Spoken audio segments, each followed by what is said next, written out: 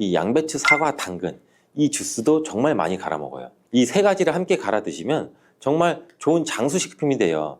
당근은 혈액 생성을 촉진시키고 혈액순환을 원활하게 해서 눈 건강을 좋게 하는 효능이 있고, 사과는 피로를 회복시키고 기관지를 촉촉하게 해서 천식을 예방시키는 효과도 있잖아요, 배처럼. 또 세 가지 모두 식이섬유가 풍부해서 장 건강에 정말 좋은데, 장 운동을 촉진하고 변을 묽게 해서 배변 활동에 도움을 주게 되죠. 이 세 가지를 함께 드시면 이런 효능들이 극대화돼서 정말 보약이나 다름없는 음식이 되죠. 그런데 생으로 드시라니까 혹시 농약이 걱정되시기도 하죠. 오늘 영상에서는 양배추가 농약 범벅이라는 소문이 있는데, 정말 양배추가 농약 범벅인지 재배 과정을 한번 살펴보면서 알아볼게요. 양배추를 키울 때 농약을 많이 치는 거는 사실이에요. 여러분, 요즘 많이 드시는 양배추는 과연 어떻게 드시고 계신가요? 양배추가 건강에 좋다는 사실은 다들 알고 계시죠? 양배추는 특히 위 건강에 좋은 대표적인 채소로 알려져 있는데, 이 양배추를 이용한 위장약이 많이 만들어지는 만큼 위장에 좋은 영양소가 많이 함유되어 있어요. 양배추는 위장뿐 아니라 여러 가지 몸에 좋은 효능이 있는 풍부한 성분들이 함유가 되어 있는데, 근데 이런 양배추도 잘못 드시면 오히려 건강에 독이 될 수 있다는 사실 알고 계신가요? 먼저 양배추의 부작용과 양배추의 효능 세 가지, 그리고 양배추와 함께 먹으면 보약이 되는 음식과 먹는 방법까지 양배추에 대한 모든 것을 알려드릴게요. 이 양배추에는 칼륨, 칼슘, 비타민 C, 비타민 U, 식이섬유, 정말 많은 성분을 함유하고 있죠. 근데 비타민 C는 들어봤는데 비타민 U? 이건 뭘까요? 사실 비타민 U는 비타민은 아니에요. 비타민 U는 그 S메틸메티오닌이라는 성분인데, 궤양 치료에 효과가 좋다는 것이 알려지면서 비타민 U로 불러요. U는 그 궤양의 얼서 그 영어의 첫 글자 U를 가져와서 비타민 U라고 하는 것인데, 성분만 봐도 알 수 있듯이 양배추의 첫 번째 효능이 위장을 튼튼하게 한다는 거예요. 바로 위식도의 염증을 가라앉히는 데 효능이 있고, 위에 염증이 있어 빨갛게 헐어있는 분들이 있는데, 이런 분들은 공복에 명치 끝, 배 윗부분, 명치 있는 부분이 쓰리고 아픈 통증이 발생될 수 있죠. 이런 통증 원인이 염증 때문인데, 이 염증을 비타민 U, S메틸메티오닌이 완화시키는 데 도움을 주고, 비타민 U는 위점막에서 분비하는 호르몬인 이 프로스타글란딘의 생성을 촉진해서 위산으로부터 위벽을 보호해요. 또 위염과 위궤양도 억제해주는 작용을 같이 가지고 있고, 위암이 발생되는 것까지 예방하는 효능이 있죠. 또 비타민 U는 간의 해독작용에 중요한 역할을 하는 글루타치온의 생성을 촉진해서 활성산소를 제거해서 간세포의 손상도 예방할 수 있어요. 그래서 간 기능을 개선하는 데도 도움을 줄 수가 있죠. 사실 이 비타민 U는 십자화과 채소에는 풍부하게 함유가 되어 있어요. 십자화과 채소라면 뭐 양배추, 브로콜리, 배추부 등등이 포함되죠. 100g당 약 비타민 U가 함량이 약 배추에는 39mg, 무에는 11mg, 브로콜리에는 18mg, 양배추에는 무려 46mg로 이 십자화과 채소 중에서 가장 많은 함량이 들어있고, 양배추는 부위에 따라서도 비타민 U 함량이 달라져요. 푸른색의 겉잎, 하얀색의 속잎, 그리고 심지로 구성되는데 100g당 겉잎에는 26.1mg, 속잎에는 46.3mg, 심지에는 30.6mg 함유가 되어 있어요. 겉잎보다 속잎에 더 많이 함유가 되어 있죠. 과일은 껍질을 꼭 함께 제가 드시라고 누누이 말씀드렸는데, 양배추는 반드시 겉잎을 드셔야 될 필요는 없겠죠. 양배추의 두 번째 효능은 항암작용을 한다는 거예요. 그리고 양배추에는 항암작용이 뛰어난 글루코시놀레이트라는 성분이 풍부한데, 이 성분은 그 미로시나아제라는 효소에 의해서 설포라판과 인돌3카비놀이라는 성분으로 전환이 돼요. 이 인돌3카비놀은 호르몬의 균형을 조절해주는 효능이 있는데, 특히 에스트로겐 대사에 영향을 미쳐서 호르몬 균형을 조절하는 데 중요한 역할을 해요. 그래서 여성 호르몬 관련 건강 문제에 도움을 줄 수가 있죠. 또한 유방암이나 자궁경부암 발생을 억제하는 기능도 하고, 미국 미시건 주립 연구팀에서 발표를 한 적이 있어요. 실제로 양배추를 일주일에 3회 이상 섭취한 여성들이 일주일에 1회만 섭취한 여성에 비해서 유방암 발생률이 약 72%나 낮은 것으로 보고했고, 또한 글루코시놀레이트는 백혈구와 면역 단백질인 사이코카인 조율 능력이 굉장히 뛰어나서 방광암이나 유방암, 간암 등의 강력한 항암 효과를 보이는 것으로 알려져 있어요. 양배추의 세 번째 효능은 정말 중요한 효능인데, 바로 몸에 진액을 보충해주는 효능이에요. 몸에 진액이 부족하면 아무리 좋은 약을 드셔도 효과를 못 봐요. 온몸 구석구석 질병에 걸릴 가능성이 높아져요. 이 몸의 진액이라고 하면 혈액이나 림프액, 조직액, 뭐 음식물 섭취 시 흡수되는 영양물질, 몸 안에 조직에서 분비되는 뭐 점액질, 호르몬, 우리 몸의 모든 생명을 유지하기 위해서 필요한 모든 체액이 바로 진액이에요. 몸 안에 수분 같은 것들은 전부 다 진액이라고 보시면 되는데, 이 진액이 몸에 부족하면 여러 증상이 나타나요.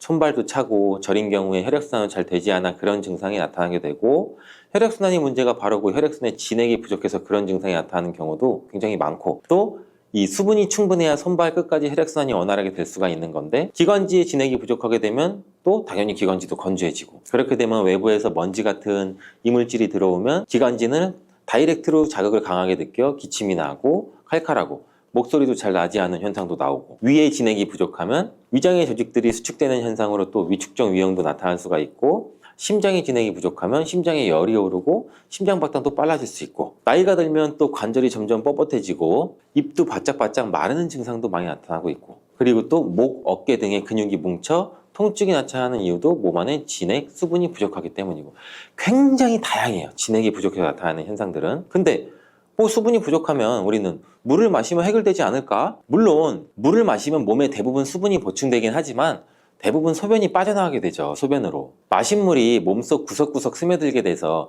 몸에 진액을 보해주려면 물만 마셔서는 절대 해결이 되지 않아요. 물이 우리 몸에 들어왔을 때 몸속에 잡아들 수 있는 힘이 부족한데, 이런 역할을 하는 것이 양배추예요. 양배추는 몸의 진액 보충을 위해 한의학에서 많이 처방하기도 하는데, 이 진액을 채우고 뇌를 보호하는 뇌수와 뼛속의 골수를 채워주는 역할도 같이 하는 것으로 알려져 있어요. 이렇게 좋은 양배추도 잘못 드시면 부작용이 발생할 수가 있는데, 양배추를 드실 때 주의하셔야 하는 분들 4가지 유형에 대해 알려드릴게요. 첫 번째는 과민성 대장증후군이 있으신 분들이에요.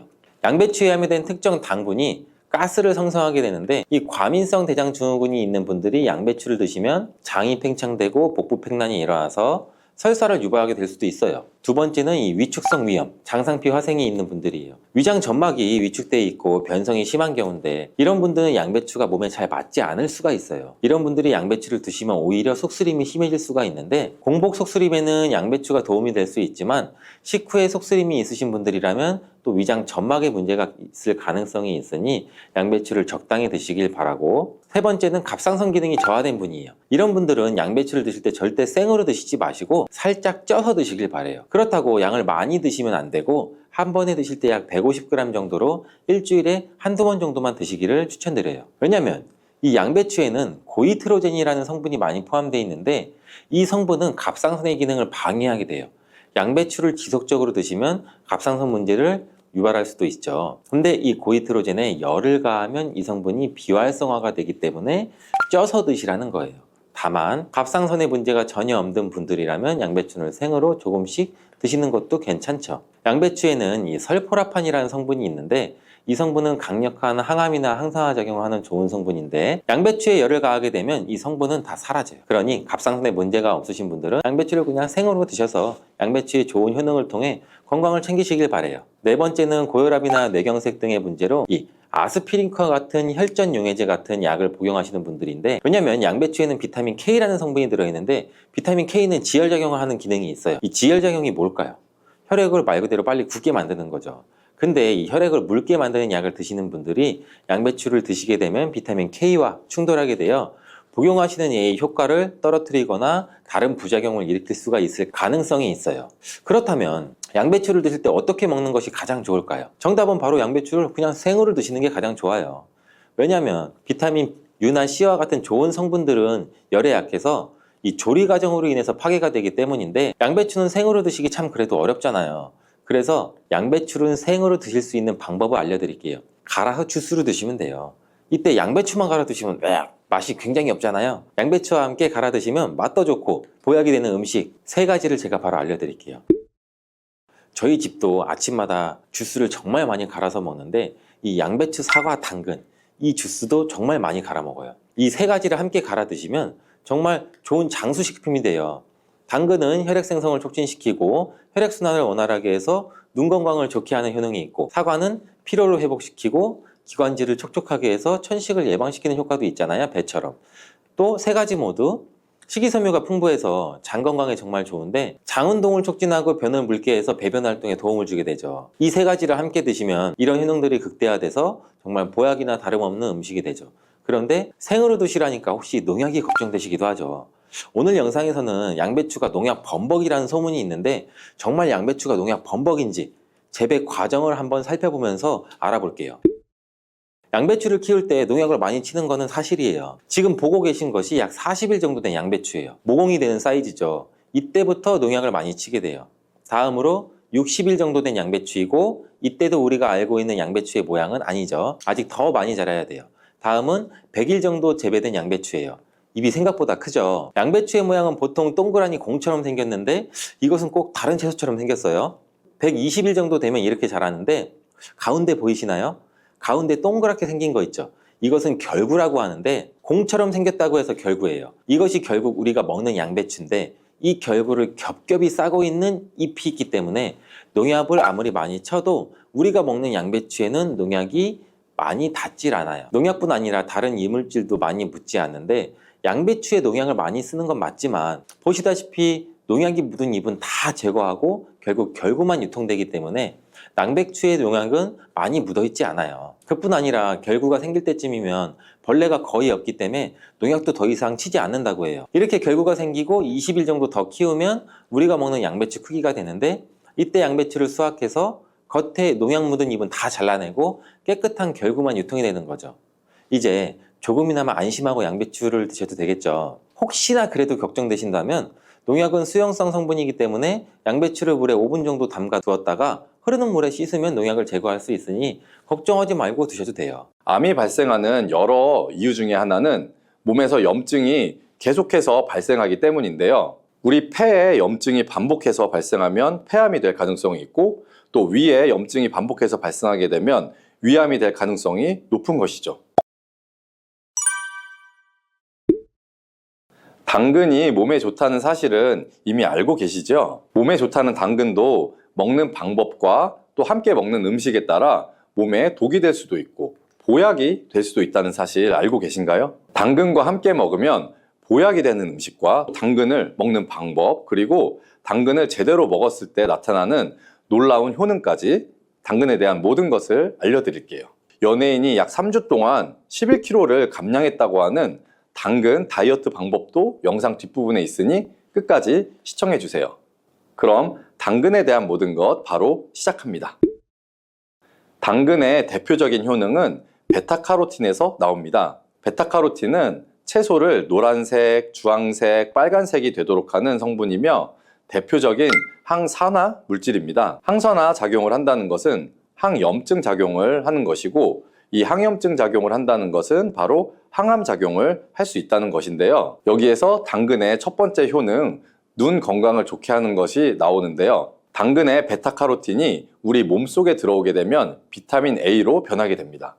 비타민 A는 눈 건강을 좋게 하는 성분이죠. 당근을 먹으면 눈이 좋아진다는 말을 많이들 들어보셨을 텐데요. 눈 건강을 위해 요즘에 루테인을 드시는 분들이 점점 많아지고 있죠. 그렇다면 눈에 좋다는 루테인 영양제를 먹는 것과 당근을 먹는 것은 어떤 차이가 있을까요? 영양제와 당근에는 모두 비타민 A, 루테인, 지아잔틴 등이 들어있어서 이 시력을 유지하고 눈의 노화를 방지해주며 황반변성 등의 질환도 예방을 해주게 됩니다. 당근에는 여기에다가 비타민 C, 비타민 K 그리고 필수 미네랄이 더 있기 때문에 항산화 효과 및 뼈 건강에도 도움을 더 받을 수가 있게 되고요.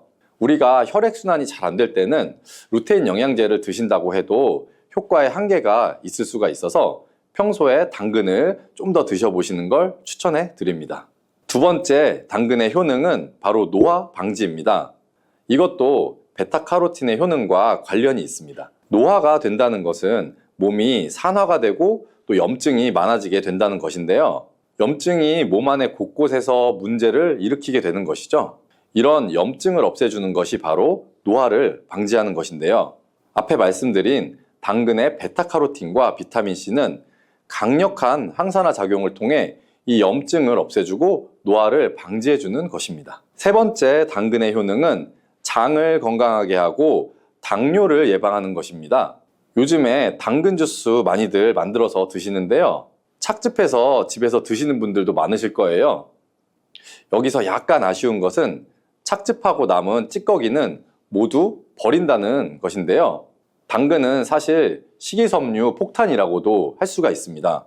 당근의 베타카로틴이 혈액 내 염증을 제거하고 당근의 식이섬유는 장 속의 노폐물들을 제거하는 역할을 하기 때문인데요. 우리 장 속의 유산균이 정상적으로 잘 살아가려면 유산균의 먹이가 필요합니다. 이 먹이를 우리가 보통 프리바이오틱스라고 부르죠. 그리고 프리바이오틱스의 역할을 해주는 것이 바로 당근에 들어있는 이 식이섬유입니다.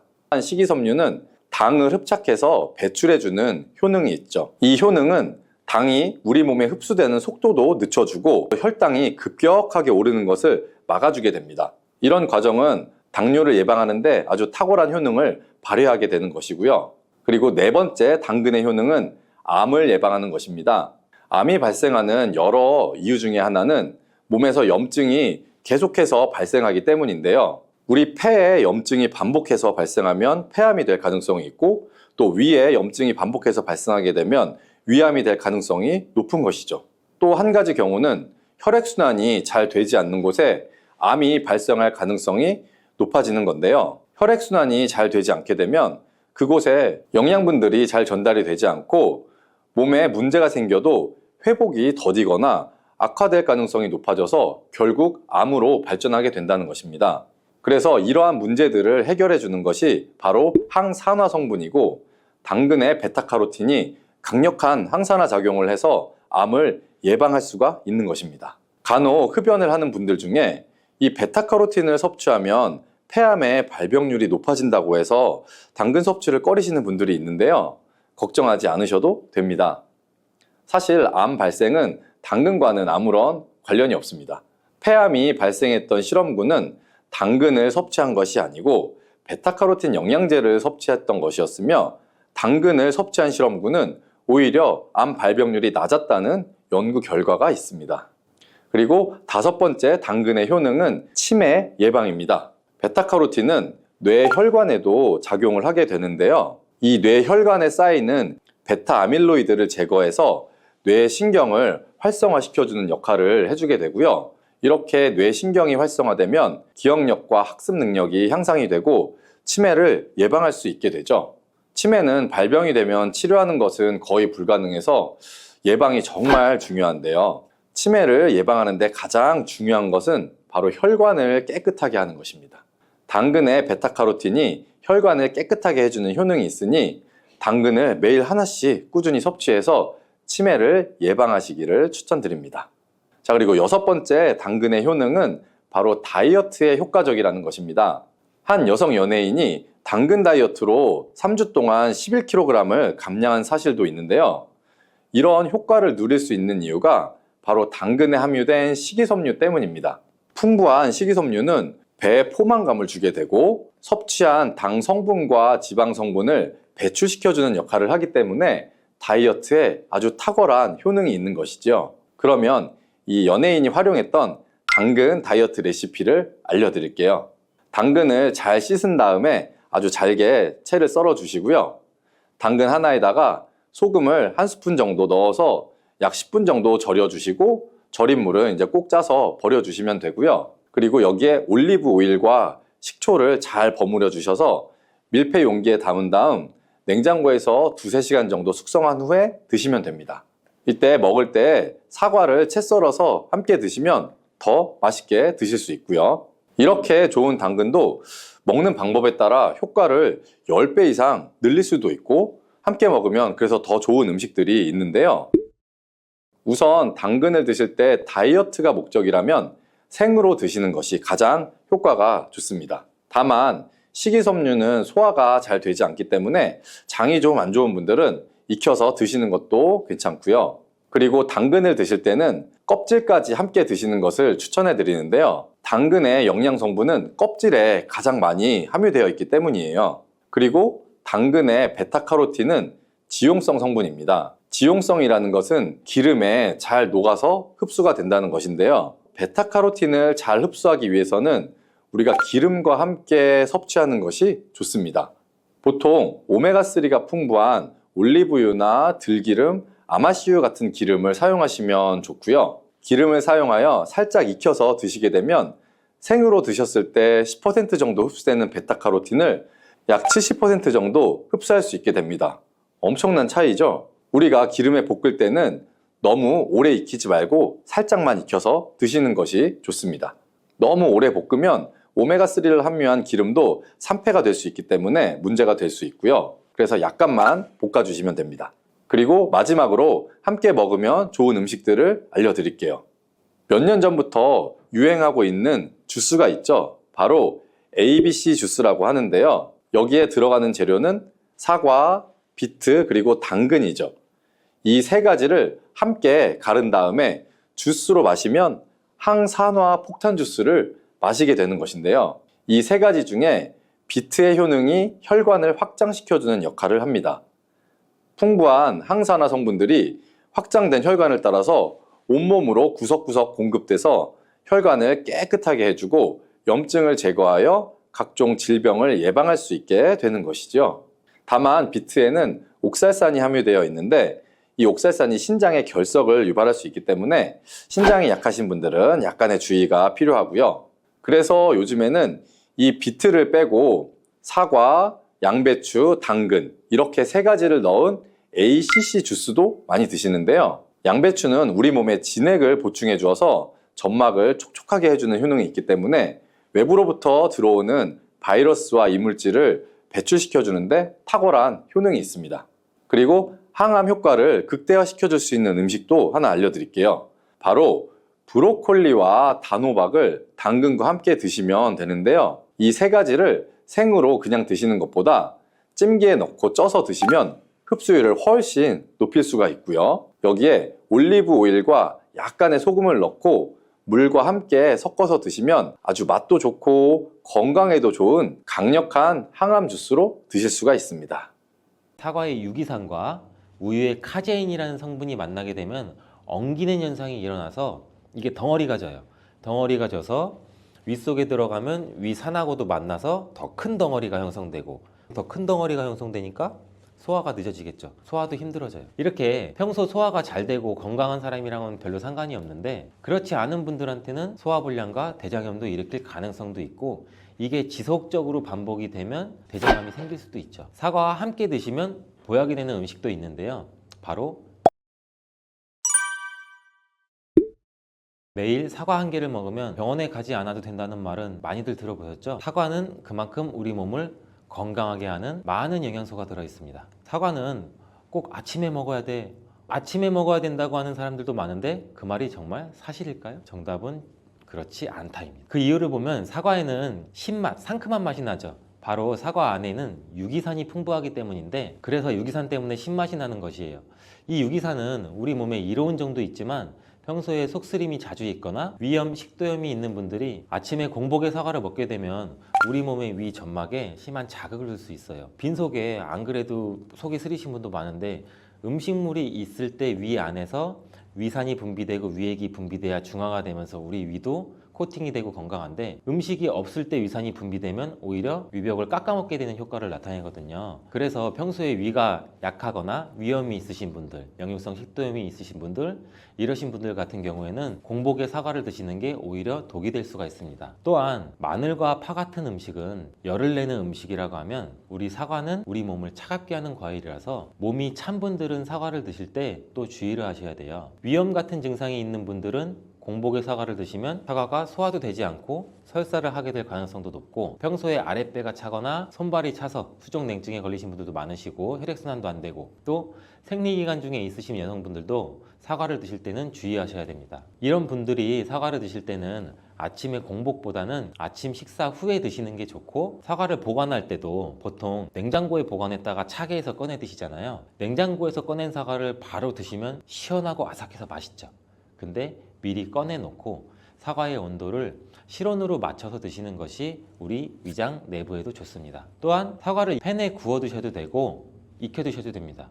그렇다면 왜 아침에 먹는 사과가 보약이라는 말이 굉장히 우리가 많이 알고 있을까요? 건강하신 분들은 사과를 아침 공복에 드시면 더욱 좋은데, 그 이유는 사과에는 팩틴이라는 식이섬유가 풍부해 우리 장 운동을 활발하게 하고 장내 노폐물을 배출하는 데 도움을 줘 하루를 건강하게 시작할 수 있기 때문입니다. 한 가지 꼭 기억하셔야 할 점은 사과를 껍질째 드셔야 한다는 것입니다. 실제 연구에서는 사과의 껍질에는 안토시아닌이나 퀘르세틴, 에피카테킨 같은 이러한 식물성 폴리페놀 성분이 사과의 그 과육보다 사과 껍질에 훨씬 더 많이 함유되어 있는 것이 밝혀졌고, 또 이러한 껍질을 버리고 깎고 먹게 되면 사과의 좋은 영양소는 극히 일부만 드시게 되는 것이죠. 사과에는 펙틴 말고도 정말 다양한 영양소가 있는데 사과에는 어떤 효능이나 영양소가 있는지 한번 알아보겠습니다. 사과는 먼저 장을 건강하게 해줘요. 요즘 프로바이오틱스, 프리바이오틱스 굉장히 많죠, 유산균. 이렇게 사과가 천연 프리바이오틱스로서 장내에 우리 몸,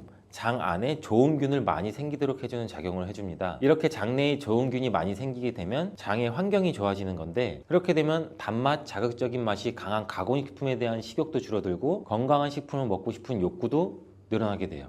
또 장이 건강해지면 우리 면역력이 또 좋아지고, 이렇게 다 선순환으로 이어져 가는 건데, 장에는 물론 좋은 세균, 나쁜 세균들이 굉장히 많이 존재가 해요. 근데 좋은 세균만 많아도 안 되고 나쁜 세균만 많아도 안 돼요. 좋은 세균, 나쁜 세균이 어느 정도 밸런스를 이루어져서 우리 몸의 면역력을 형성하게 되는데, 그때도 굉장히 중요한 게 프로바이오틱스, 프리바이오틱스, 우리가 흔히 많이 먹는 유산균입니다. 사과에도 아까 말씀드린 프리바이오틱스가 들어있고, 또 사과를 드시면 자연스럽게 체중도 줄어들고 다이어트하는 효과까지 누릴 수 있게 돼요. 이렇게 사과를 먹게 되면 장내에서 소화가 되면서 뷰티르산 같은 단세지방산이 만들어지게 되는데, 이 지방산이 우리 몸에 손상된 장벽을 회복시켜주는 역할을 해줘서 우리 장이 건강해지는 거예요. 장벽을 회복시키는 것이 중요한 이유가, 우리 장벽이 손상되면 손상된 곳에 독소들이 하나하나씩 침투가 되게 되고, 증상이 심해지면 장누수증후군이라는 질병도 발병이 되고, 이런 증상이 나타나면 독소들이 혈액을 타고 돌아다니게 되고 악순환이 반복이 되는 거죠. 그래서 장이 안 좋아지면 피부에 염증도 일으킬 수가 있고, 아토피와 같은 면역력이 이제 과잉되거나 면역력의 불균형 증상을 일으킬 수 있게 되는 거죠. 이렇게 사과를 드시면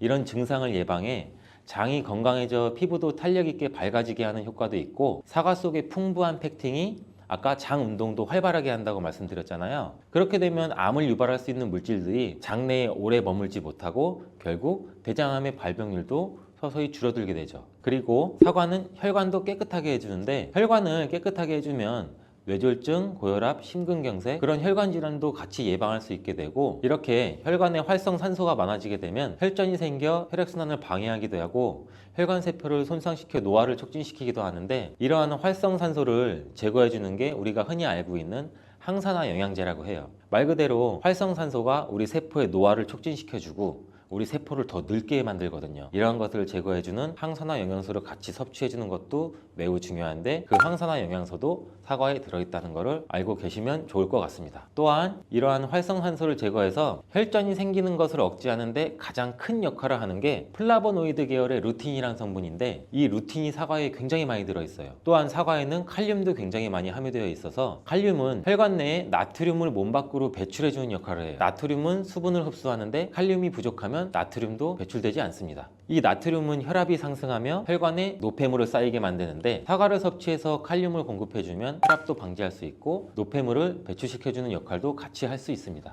또한 이러한 칼륨은 혈관을 확장시키는 작용을 해서 혈액순환도 원활하게 하고 심장박동도 안정시키고 심장의 기능도 강화하는 데 도움을 줄 수 있는 성분이에요. 근데 여기서 한 가지 주의할 점을 알려드릴게요. 활성산소가 혈관을 손상시킨다고 했잖아요. 근데 사과를 잘못 드시면 오히려 활성산소가 굉장히 많이 생기게 돼요. 바로 갈변된 사과를 드시는 것입니다. 사과를 먹고 남게 되면 밀폐 용기에 담아 보관했다가 나중에 드시는 경우 굉장히 많잖아요. 그때 우리가 단면이 사과가 갈색으로 변하게 되는데, 이는 공기 중에 산소와 만나서 산패돼서 갈색으로 변한 것이거든요. 이렇게 산패된 사과를 드시면 활성산소를 제거하는 것이 아니라 오히려 활성산소를 증가시켜 혈관 건강에 악영향을 줄 수 있으니까, 갈변된 사과는 그 부분은 바로 잘라내고 드시는 것을 추천드립니다. 또한 사과의 이로운 점 중 다른 하나는, 사과는 혈당을 조절해서 당뇨를 예방하고 그 당뇨를 회복하는 데에도 도움을 줄 수가 있어요. 당뇨가 있으신 분들은 과당이 혈당을 올려 안 좋다고 알고 계시잖아요, 굉장히 많은 분들이. 근데 사과는 오히려 혈당을 조절해 주기 때문에 당뇨가 있으신 분들은 사과를 드셔야 됩니다. 식사하기 30분 전에 사과를 드신 후에 식사를 하시면 혈당이 급격하게 오르는 혈당 스파이크 현상도 막을 수가 있어요. 사과에 단맛 때문에 당뇨가 있는 분들이 사과를 드시는 것을 꺼려 하시는데, 사과에는 단맛도 있지만 혈당은 올리는 GI 지수가 36으로 혈당 지수가 낮은 과일이에요. 근데 혈당 지수가 높은 과일이 뭔지 아세요? 수박이에요. 수박은 다른 거에 비해서 혈당 지수가 높기 때문에 당뇨가 있으신 분들은 조금 조심해서 드시면 좋을 것 같습니다. 실제로 대학 연구팀에서 실험한 것을 발표했는데 건강한 사람을 대상으로 쌀밥만 먹은 경우랑 30분 전에 사과를 먹고 쌀밥을 드신 경우를 비교를 했을 때 혈당이 쌀밥만 먹은 경우보다 50% 정도로 떨어지는 것도 확인이 된 실험도 있어요. 당뇨가 있는 분들도 이제 안심하시고 식사 후에 드시지 말고 반드시 식사 30분 전에 꼭 사과를 드시고 식사를 하시길 바랍니다. 한 가지 주의할 점은 사과를 갈아서 사과 주스로 드시게 되면 오히려 흡수가 빨라 혈당을 올릴 수가 있으니 사과를 껍질째 씹어서 천천히 드시는 게 좋을 것 같습니다. 또한 사과의 다른 효능 중 한 가지는 기관지도 깨끗하게 청소해주는 효능도 있어요. 사과에는 양파와 마찬가지로 퀘르세틴이라는 성분이 풍부하게 함유되어 있는데 이 성분은 호흡기 점막에 생기는 염증을 가라앉히고 예방하는 효과도 있어요. 흔히 우리 요새 시중에 많이 판매되는 퀘르세틴 영양제도 있는데 이 퀘르세틴 영양제가 아이들 비염, 기관지염 이런 쪽을 개선시킨다고 많이들 이제 광고도 하는데 이처럼 퀘르세틴이 우리 몸에 있는 염증도 굉장히 많이 잡아주거든요. 이런 물질들이 사과 속에도 같이 함유되어 있다는 것을 기억하시기 바라겠습니다. 그리고 폐기관지에 모세혈관도 튼튼하게 만드는 걸 도와주고 천식이 있거나 기관지가 약한 분들이 미세먼지 때문에 기침이 많이 나고 목에 가래가 많이 낄 수가 있는데 이런 분들도 사과를 꾸준히 드시면 호흡기가 부드러워져 불편함도 많이 해소할 수 있게 됩니다. 한 연구에서는 매주 4개에서 5개의 사과를 먹는 가정의 자녀가 매주 1개 이하의 사과를 먹는 가정의 자녀보다 천식에 걸릴 확률이 50% 정도나 낮았다고 발표한 적도 있고 사과가 그만큼 천식과 호흡기 건강에 좋다는 것이 증명된 거죠. 이렇게 좋은 사과도 함께 먹으면 절대 안 되는 음식이 있는데 바로 궁합이 안 맞는 거예요. 그 음식을 알아볼 텐데 바로 우유, 요거트, 치즈 이런 유제품류예요. 여러분 놀라셨죠? 유제품이랑 사과를 아침에 굉장히 많은 분들이 같이 함께 드시고 계시는데 요새 샐러드 같은 것도 많이 드시면서 샐러드에 사과도 넣고 드레싱으로 요거트랑 치즈도 붓고 이러한 경우가 많은데 유제품과 사과를 함께 드시면 사과의 비타민C가 우유에 부족한 영양 성분을 보충해줘서 좋은 것으로 대부분 많이 알고 계시는데 이런 내용이 전혀 틀린 것은 아니에요. 근데 소화 기능이 약하신 어르신분들이나 위염, 식도염 같은 증상이 있으신 분들은 이렇게 드시면 안 돼요. 영상 초반에도 제가 잠깐 말씀드렸듯이 이런 증상이 있는 분들은 유제품과 사과를 함께 드시면 그 증상이 더욱 악화되는데 그 이유는 사과의 유기산과 우유의 카제인이라는 성분이 만나게 되면 엉기는 현상이 일어나서 이게 덩어리가 져요. 덩어리가 져서 윗속에 들어가면 위산하고도 만나서 더 큰 덩어리가 형성되고 더 큰 덩어리가 형성되니까 소화가 늦어지겠죠. 소화도 힘들어져요. 이렇게 평소 소화가 잘 되고 건강한 사람이랑은 별로 상관이 없는데 그렇지 않은 분들한테는 소화불량과 대장염도 일으킬 가능성도 있고 이게 지속적으로 반복이 되면 대장암이 생길 수도 있죠. 장 건강이 중요한 이유는 아까도 영상 초반에 말씀드렸듯이 장이 우리 몸의 면역력도 같이 담당하는 기관이고 정신 건강에까지 영향을 주기 때문인데 행복 호르몬이라고 불리우는 세로토닌 많이 들어보셨죠? 이 세로토닌의 95%가 장에서 만들어지기 때문에 장이 건강해야 행복감이 또 올라갈 수 있어요.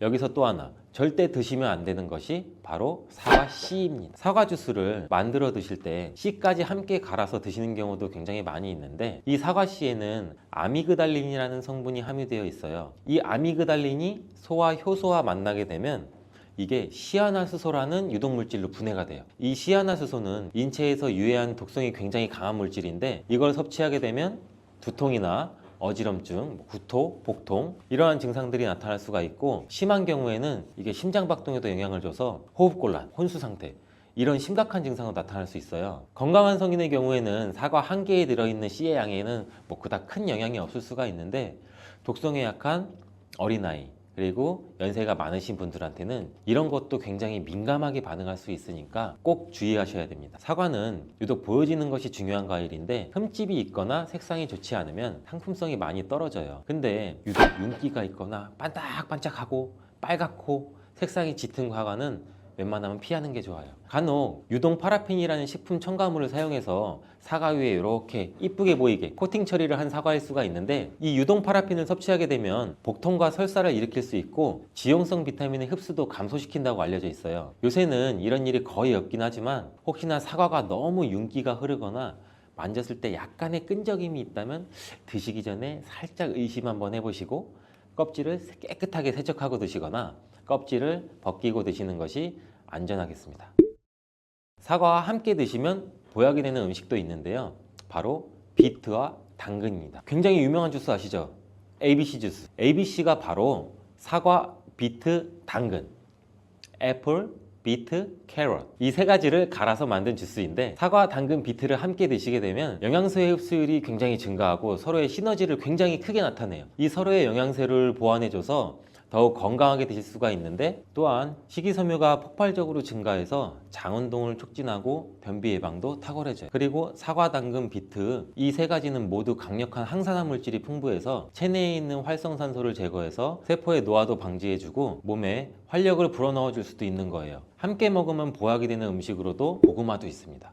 이 고구마에는 베타카로틴이라는 성분이 풍부해서 항암작용과 함께 면역력도 같이 강화해 주는데 혈관 건강에도 도움을 줄 수가 있어요. 고구마를 드시면 소화가 잘 안 되는 증상도 나타날 수가 있는데 이게 왜 그러냐면 고구마 속에 함유되어 있는 아마이드라는 성분이 장에서 이상 발효를 일으켜서 가스가 차고 소화불량 증상도 같이 나타나는 건데 이때 같이 사과와 함께 드시면 사과에 함유된 펙틴이 아마이드의 이상 발효 증상을 억제해서 가스가 차는 증상을 발생하지 않도록 도와주게 돼요. 또한 이러한 사과의 효능 중 하나인 혈관을 깨끗하게 하는 것을 고구마의 베타카로틴이 도와줘서 이 효능이 극대화가 돼서 건강에 정말 좋은 음식 궁합도 될 수 있답니다. 그래서 혈관에 문제가 생기기 시작하면 여러 가지 질병이 쫙 뻗어 나타나는 거예요. 대표적인 혈관성 질병이 고혈압, 당뇨, 치매 등등이 있잖아요. 이런 중요한 혈관을 건강하게 만들기 위해 반드시 섭취해야 되는 채소가 오늘의 주인공 바로 양파예요. 이 양파의 첫 번째 효능은 바로 혈관을 깨끗하게 청소해준다는 거예요. 혈관이 부드럽고 탄력이 좋아야 되는데 나이가 들면 들수록 딱딱하고 혈관벽이 두꺼워지고 콜레스테롤 때문에 혈관벽이 좁아지기도 하고 혈전이 생겨서 혈액순환도 안 되고 이렇게 되면 당연히 고혈압이나 뇌졸중 등 혈관 질환이 나타나게 되겠죠. 이러한 혈관 질환을 예방하는 데 양파가 굉장히 좋은 역할을 하게 돼요. 양파에는 혈관 질환에 도움을 주는 중요한 성분 두 가지가 들어있는데 양파를 썰면 눈물을 나도록 하는 성분이 알리네이즈라는 성분이에요.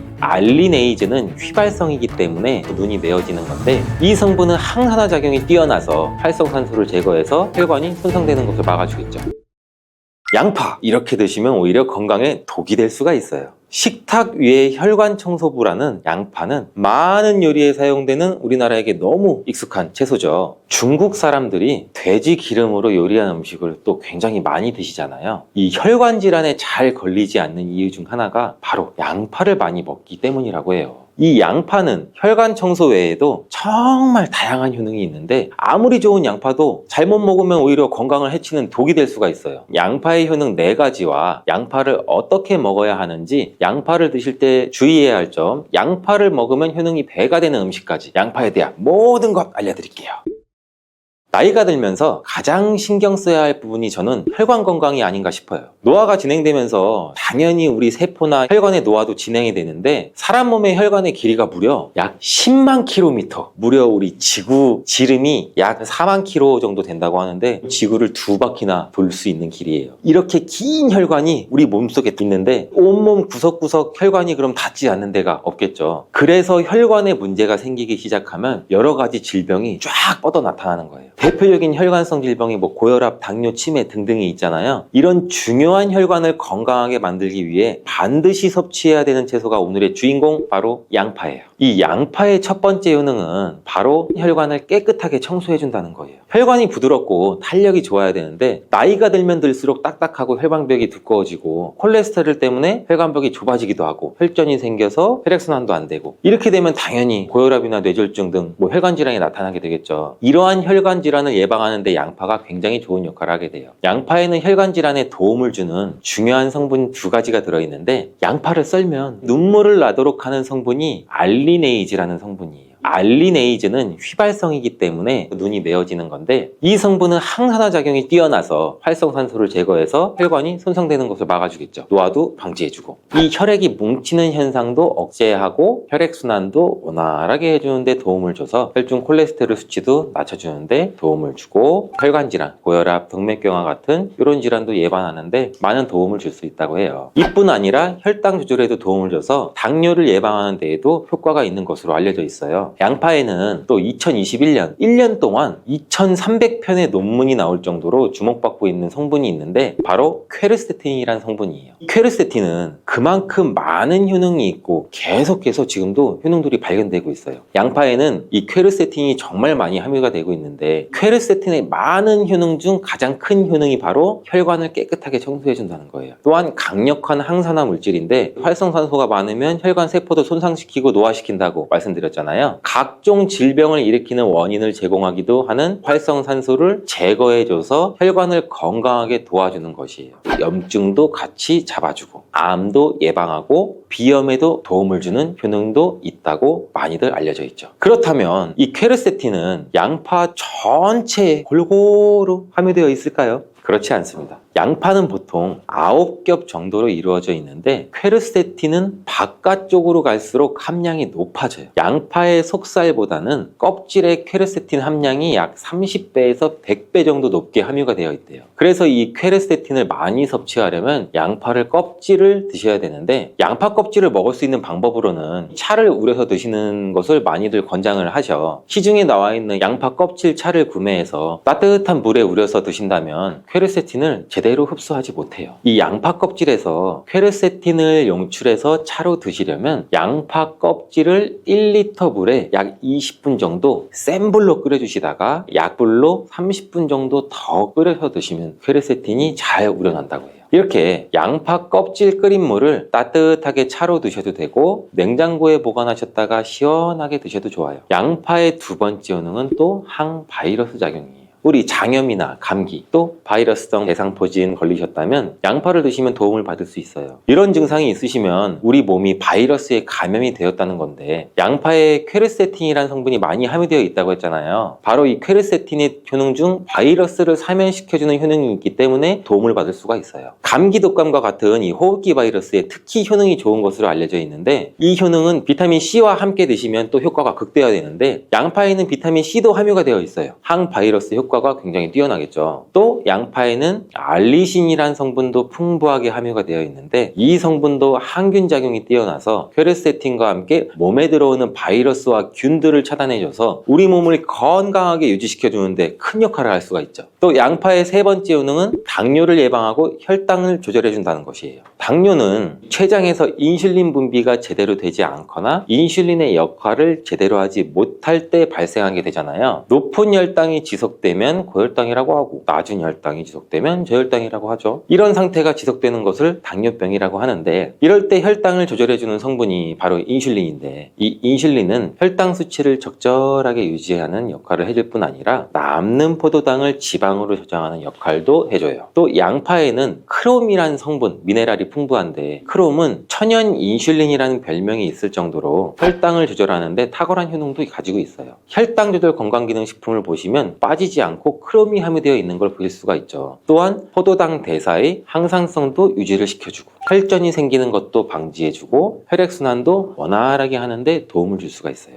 양파를 드실 때 양파를 잘게 자르게 되면 더 큰 효과를 또 볼 수가 있는데 양파를 잘게 자를수록 알리나아제라는 효소가 최대로 활성화된다고 해요. 이 알리나아제는 크롬을 활성화시키는 효능이 있어 당뇨가 있으신 분들한테는 또 더욱 큰 도움을 줄 수가 있는 것이 되겠죠. 당뇨가 있는 분들한테 양파를 꾸준히 섭취하도록 한 뒤 혈당 수치를 측정했을 때 한 달이 지났을 때 혈당 수치가 약 26% 정도로 감소됐고 또 6개월이 지났을 때는 39% 정도 감소한 혈당 수치를 측정할 수 있었대요. 양파가 정말 당뇨를 개선하는데 굉장히 도움을 줄 수가 있는 거죠. 보통의 항산화 물질은 열을 가하게 되면 효능이 소멸되게 되는데 항산화 물질이 있는 채소나 과일은 생으로 드시는 것을 많이 권장하기도 하죠. 크롬은 열에 강하기 때문에 양파에 열을 가해 요리를 할 때도 크롬의 효과를 그대로 누릴 수가 있다고 해요. 양파의 네 번째 효능은 또 항알레르기 효과예요. 아토피, 천식, 비염 같은 알레르기 질환이 있으신 분들한테 양파가 굉장히 또 큰 도움을 줄 수 있어요. 알레르기의 증상으로는 재채기, 콧물, 코막힘 등등이 있고 또 피부에 가려움증, 발진도 나타나잖아요. 이런 증상을 일으키는 원인이 우리 몸 안에서 히스타민의 분비가 일어나기 때문인데 양파를 드시면 양파 속에 퀘르세틴이라는 물질이 이 히스타민의 분비를 또 억제해서 알레르기 반응을 완화시켜 줄 수 있다고 해요.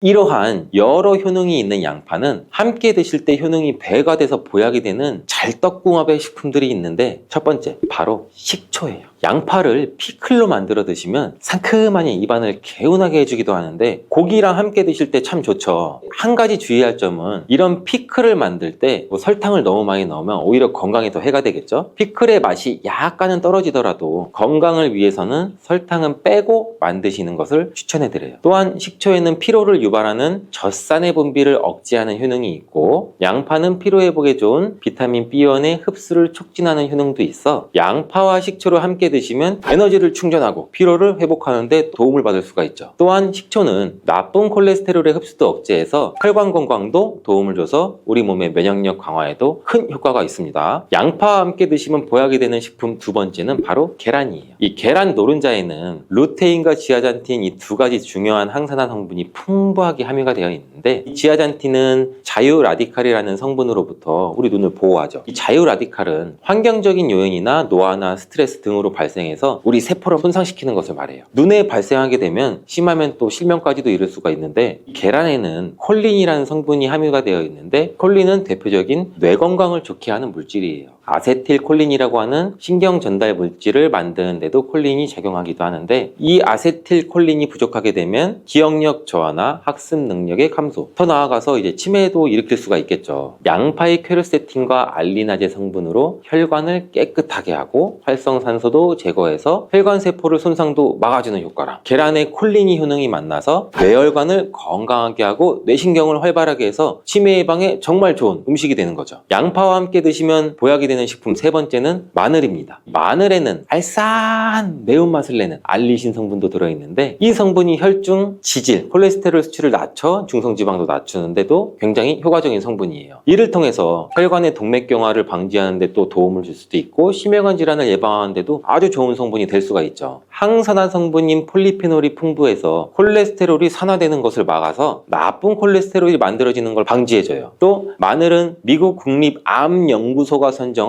48가지 항암식품에 들어가는데, 마늘에 함유된 알리신과 유황화합물 그리고 셀레늄이 바로 항암 효과를 나타내요. 이 성분들이 암세포의 성장을 억제하는 데 굉장히 탁월한 효과가 있고, 면역력도 강화해줘서 암을 예방하는 데 굉장히 큰 도움을 주는 거죠. 특히 소화기 계통의 암 종류에 대해서는 50%에서 70% 정도의 억제율을 보인다는 실험 결과도 있어요. 이런 효과들이 양파와 만나면 양파의 효능과 마늘의 효능이 극대화돼서 암 예방이나 혈관 건강에 아주 좋은 음식이 될 수가 있겠죠. 양파와 함께 드시면 보약이 되는 식품 네 번째는 브로콜리예요. 브로콜리에는 설포라판과 인돌 화합물이 풍부하게 함유가 되어 있는데, 이 성분에는 암세포의 성장을 억제하고 암을 예방하는 데 굉장히 뛰어난 효능이 있는 항암 성분이에요. 또한 비타민C, 베타카로틴 등등 항산화 물질이 풍부하게 함유가 되어 있어서 우리 몸의 활성산소도 제거하고 노화를 방지하는 데에도 굉장히 효과적이고, 비타민 A도 굉장히 풍부하게 함유가 돼서 눈의 피로도 해소하고 시력을 보호하는 데에도 굉장히 큰 도움을 줄 수가 있겠죠. 또한 풍부한 식이섬유가 있어서 장 운동도 촉진하고 배변 활동도 원활하게 해줘 장 건강에도 굉장히 큰 도움을 줄 수가 있어요. 철분도 풍부하게 함유하고 있어 빈혈을 예방하는 데도 굉장히 효과적이랍니다. 브로콜리에는 바이러스에 대한 저항력을 높여주는 인터페론의 분비를 촉진하는 성분도 함유가 되어 있는데, 이러한 브로콜리의 좋은 효능은 양파와 함께 드시면 효과가 극대화돼서 우리 몸에 정말 좋은 식품이 될 수가 있어요. 양파와 함께 드시면 보약이 되는 식품 다섯 번째, 오메가3 지방산이 풍부한 들기름이에요. 들기름은 오메가3 지방산이 풍부해서 우리 뇌의 신경을 보호하고 염증도 감소시켜주는 효과가 있어요. 또한 이 알파리놀렌산이 풍부한데, 이 성분은 우리 몸에 흡수될 때 이 DHA로 전환이 돼서 기억력을 또 강화시켜줘요. 학습 능력 또한 향상시켜주는 효과도 갖고 있는데, 이 오메가3가 풍부한 등푸른 생선을 섭취해도 같은 효능도 누릴 수가 있어요. 양파와 들기름, 꽁치, 고등어와 같은 등푸른 생선을 드셔도 뇌 건강에 많은 도움을 받을 수가 있죠.